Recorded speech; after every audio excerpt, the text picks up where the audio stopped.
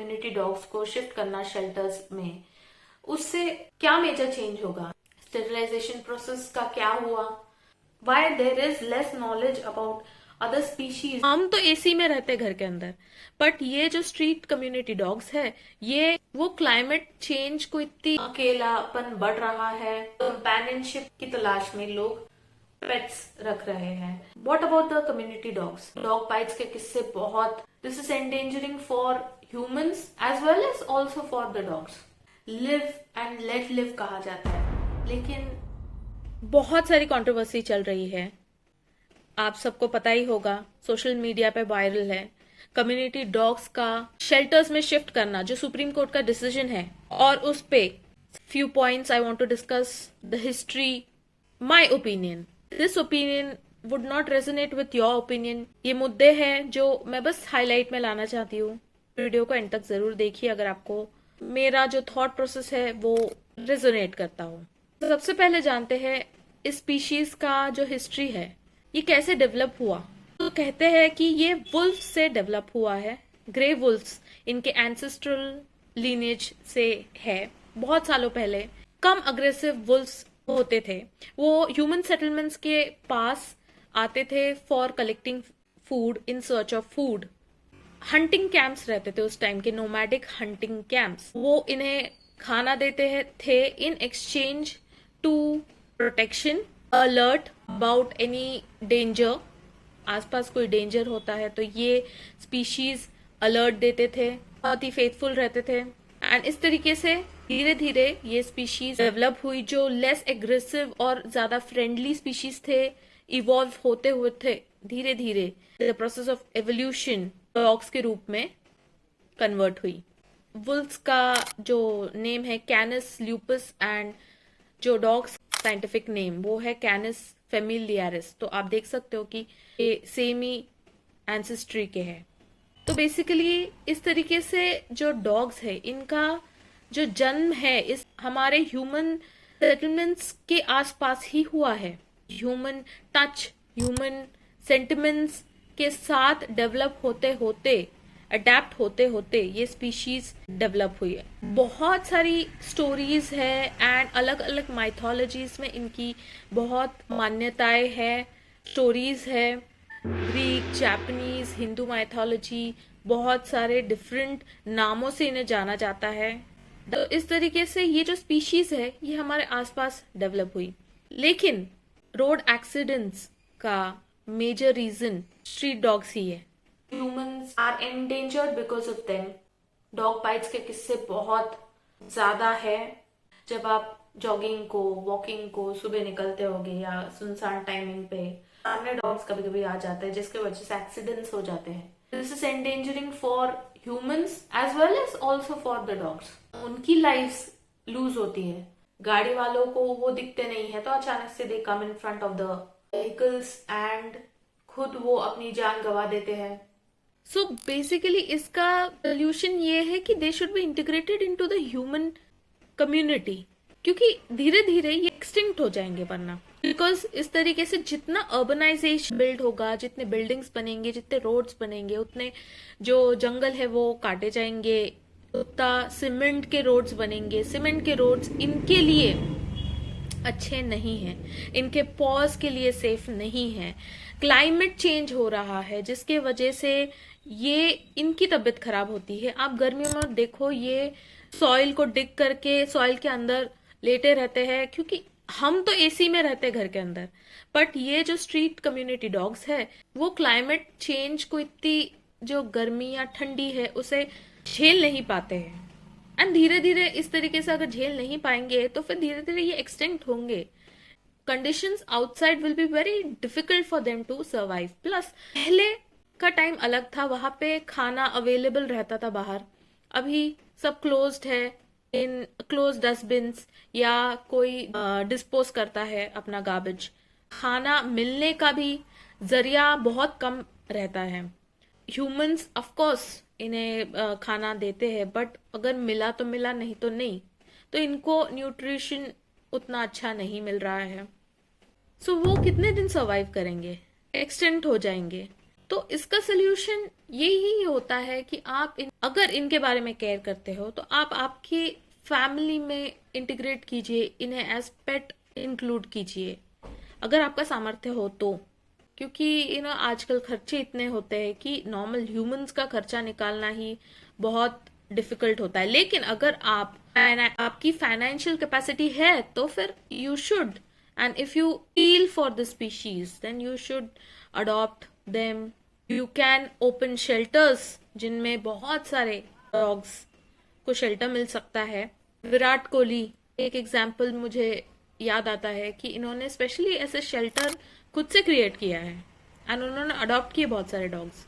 And रही बात shelters की, yes no doubt animal lovers are worried because हमारी जो इंडियन गवर्नमेंट है it is not equipped with creating proper shelters.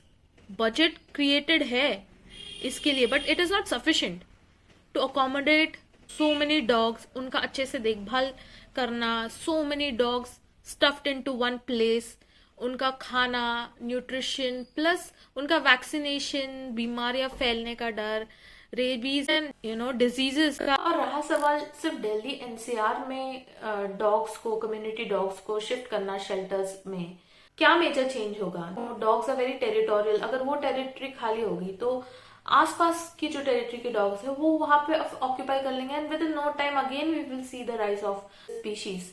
Also there was a drive earlier जहाँ पे ये लेके जाते थे, इन्हें वैक्सीनेट करते थे और स्टेराइल करते थे एंड फिर कम्युनिटी में छोड़ देते थे ताकि ये ब्रीड ना कर सके, इनकी जो पॉपुलेशन है वो ज्यादा बढ़े ना।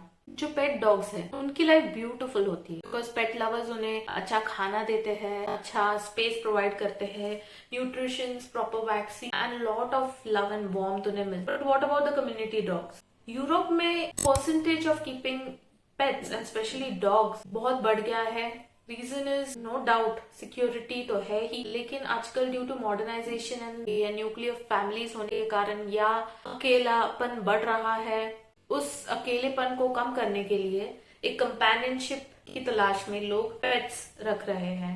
And dog are specially emotionally very intelligent. They have a sixth sense, so they can sense any danger, calamity, natural calamity. बहुत सारे natural calamities का सिग्नल डॉग्स पहले ही दे देते हैं, तो ये तो हमेशा प्रूफ में रहा ही है। इंडिया में भी ये कल्चर बहुत ही बढ़ गया है of keeping pets. What about the community dogs?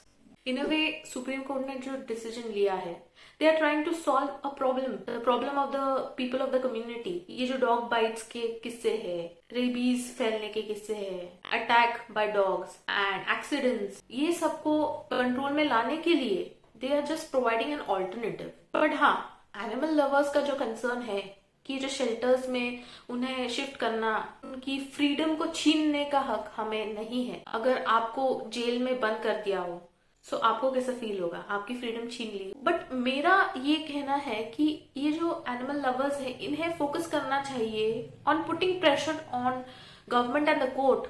ऐसे जो शेल्टर्स है वो उनका जो क्वालिटी है बढ़ाइए, ऐसा कुछ कमीशन बिठाने में ये एनिमल लवर्स का योगदान होना चाहिए, उस पे आप फोकस कीजिए। कम्युनिटी डॉग्स, उनको अपने भरोसे छोड़ने का कोई सेंस नहीं बनता है, तरीके से सोल्यूशन मिलेगा।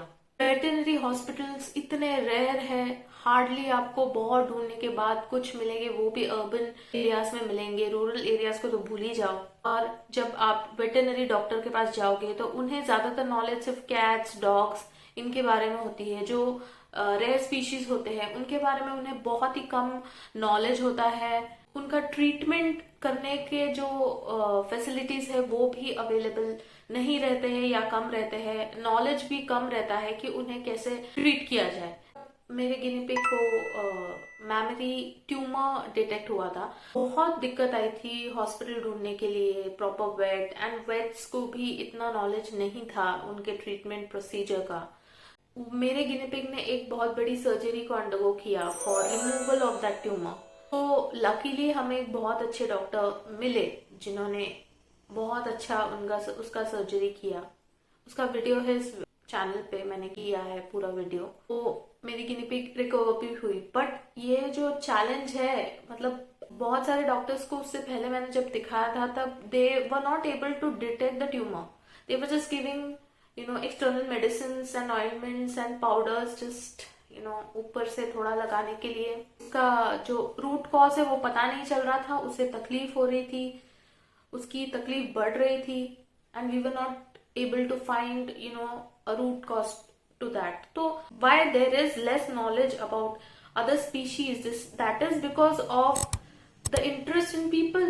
That is because of us, because we don't care about other species, जिसके वजह से जो कमर्शियल डिमांड जैसे होगा वैसे ही सप्लाई होगा. उस हिसाब से जो वेट्स भी है वो ज्यादा स्टडी रेगुलर स्पीशीज की करती, क्योंकि उनके पास केस आते हैं उसी तरीके के. माना डॉग्स आर वाहन ऑफ काल भैरव बाबा. भोलेनाथ पशुपतिनाथ है, वो सारे पशुओं के नाथ है. उनके लिए सारे पशु पक्षी सब एक समान है. ये किस तरीके का वन स्पीशीज फोकस्ड लव है. पेट इंडस्ट्री इतनी कमर्शलाइज हो गई है due to this one single focused love for one single species की वजह से बाकी स्पीशीज एंडेंजर हो रही है, एक्सटिंक्ट हो रही है. उनका खाना छीन के इनके लिए कमर्शियल फूड प्रिपेयर किया जाता है. जब मेरी गिनी पिग पेट पावनी नाम है उसका, वो एक्सपायर हुई थी, तब I could not reach out to any doctor hospital, क्योंकि सारे हॉस्पिटल्स इतने सारे हॉस्पिटल्स है भी नहीं. और इकलौता यहाँ पे हमारे एरिया में है, वो भी शाम को 5 बजे के बाद बंद हो जाता है, क्योंकि वो गवर्नमेंट वेटनरी है.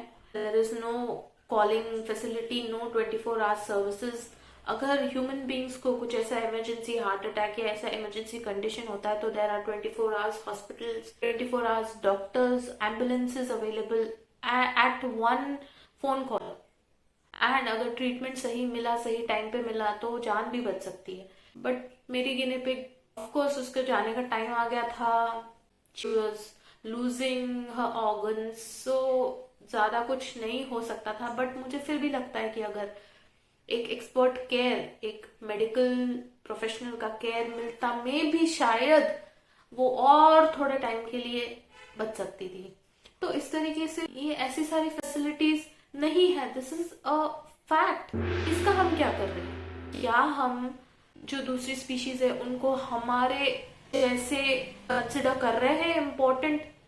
करना चाहिए important. Everyone has a right to live, but of course there is a power beyond which helps every life to sustain.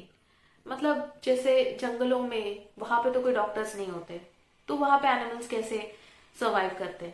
Same way there is a life force, there is nature, माँ शक्ति, माँ प्रकृति, जो take care करती है अपना natural तरीके से सब कुछ बैलेंस में रखने के लिए.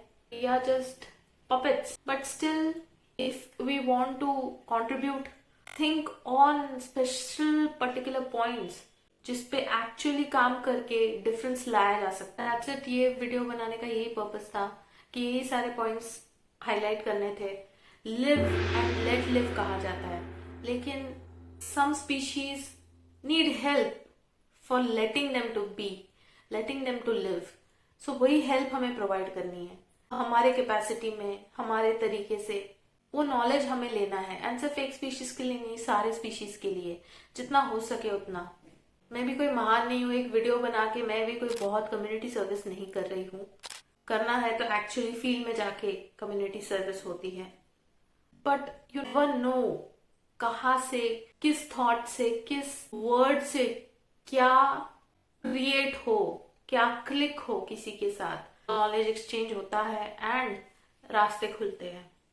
बस लास्ट में मैं ये कहना चाहूंगी कि डॉग्स को लेके बहुत सारे कहानियां हैं हमारे कल्चर में. युधिष्ठिर राजा, नामदेव महाराज, इन सब के जो बहुत सारे ग्रेट स्टोरीज है, बस उन्हीं को याद करते हुए मैं कहना चाहूंगी आई होप कि ये सिचुएशन इम्प्रूव हो, कुछ अच्छा सोल्यूशन निकले हमारे प्यारे कम्युनिटी डॉग्स के लिए.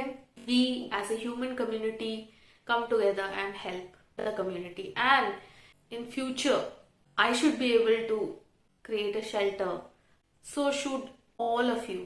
भगवान हम सबको, आपको, मुझे उतनी कैपेसिटी दे कि हम एक फाइनेंशियल सपोर्ट प्रोवाइड कर सके, इस कम्युनिटी की देखभाल कर सके। That's it on that note. Thank you so much.